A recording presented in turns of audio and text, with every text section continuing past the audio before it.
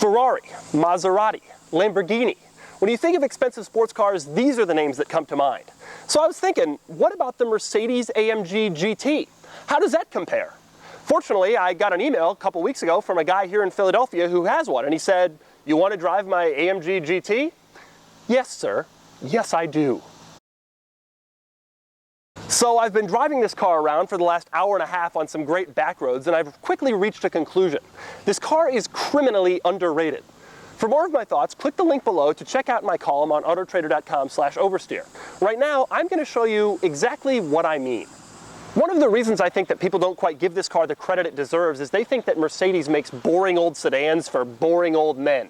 But that's not quite true with the AMG GT S. This car, under the hood, has a twin turbocharged 4-liter V8 that makes 500 horsepower, mated to a 7-speed dual-clutch automatic transmission. The result is 0 to 60 in something like 3.3 seconds. That's hardly a boring old sedan for boring old men. So you're thinking, we've been down this road before with Mercedes, with the SL65 AMG. They just stick a huge engine in a car they already have, and there's no balance. The car is all engine. But that's not true with the AMG GT. This is a true sports car, and I'm going to show you what I mean. We'll start up front where the AMG GT has brakes. Lots of brakes. 15.5 inches of brakes. That's like an Acura Legend wheel of brakes. There are other sports car touches on the outside too, like this giant wing, and these huge rear exhausts, and this aggressive low front end treatment. Urgh.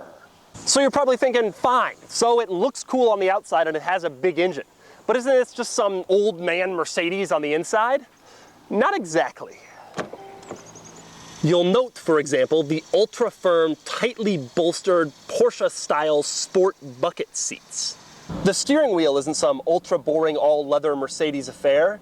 It's finished with stitched Alcantara with a flat bottom and ultra-tight shift paddles. Unlike in a typical Mercedes, the wide array of buttons in the center don't control massagers and ventilated seats. Instead, there's a drive mode selector where you can choose race mode. You can turn off the traction control. You can dial up the suspension. You can put the car in manual mode. And my personal favorite, you can turn on the exhaust. The exhaust, you might be wondering? Yes, the exhaust. Here's how it sounds merely at idle.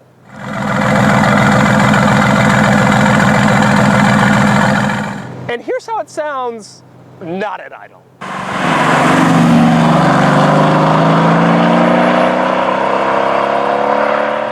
Folks, there are only a few Porsche 911s in the world that sound like that, and they all have small block Chevy swaps. So now maybe you're worried. I've bragged about this car's sportiness for the last couple of minutes, and you're thinking, have they left out all of the luxury and interior details that make a Mercedes a Mercedes? Not quite. It has all those things too. There is, for example, this bizarrely high-resolution backup camera. There's the insanely good Burmester audio system.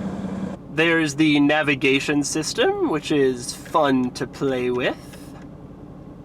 And then there's the rest of the standard fare, like dual zone automatic climate control, high-end leather on virtually every surface with cool accent stitching, a highly useful giant screen in the gauge cluster, and even a light for the visor mirrors.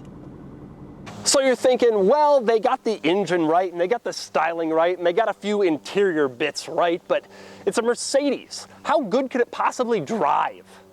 Well, that's the best part.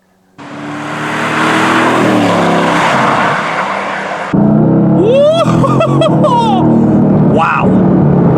Man, this thing is absolutely wildly fast. Wildly.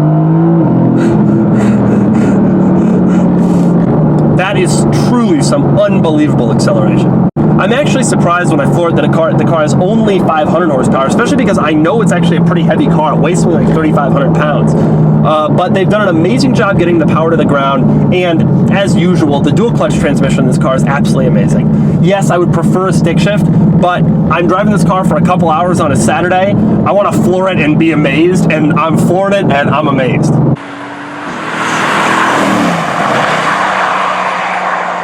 The handling is so sharp. The steering is light, but not that light.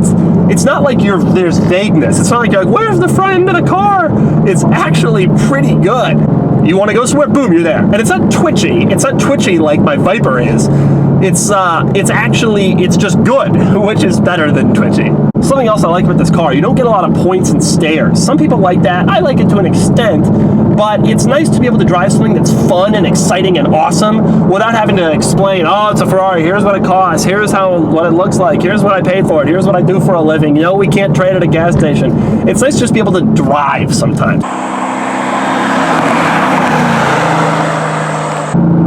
Man, the downshift. Oh, God, the acceleration on this car. The cool thing about this car and the engine in this car is the torque seems to be available right away. In a Ferrari, you have to really work for that torque, which is fun in its own way. But if you want something that you just put your foot down and you go, this is a car where you can put your foot down and go, and you go. God, the handling is just amazing. Anybody who crashes this car, I gotta ask why.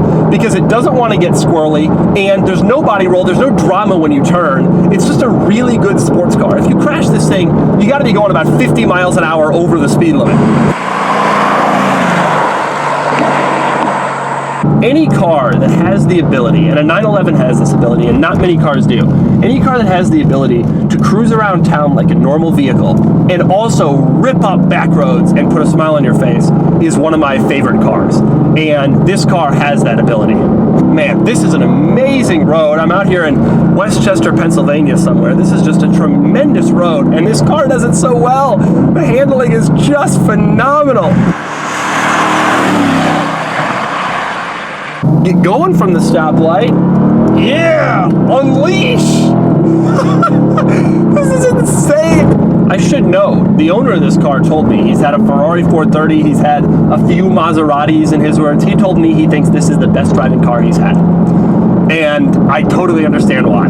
I was honestly expecting it to be floaty or heavy feeling, and it just isn't. It's a really, really well done, underrated, purpose-built sports car. I'm really, really impressed with the AMG GT.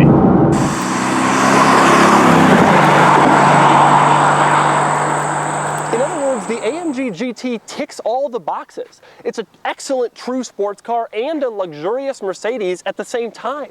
And the best part is its price is pretty reasonable. It starts at only $130,000, which, although crazy, is pretty reasonable when you compare it to competitors like a well-optioned 911 Carrera S or an Audi R8 or a Maserati or a Ferrari.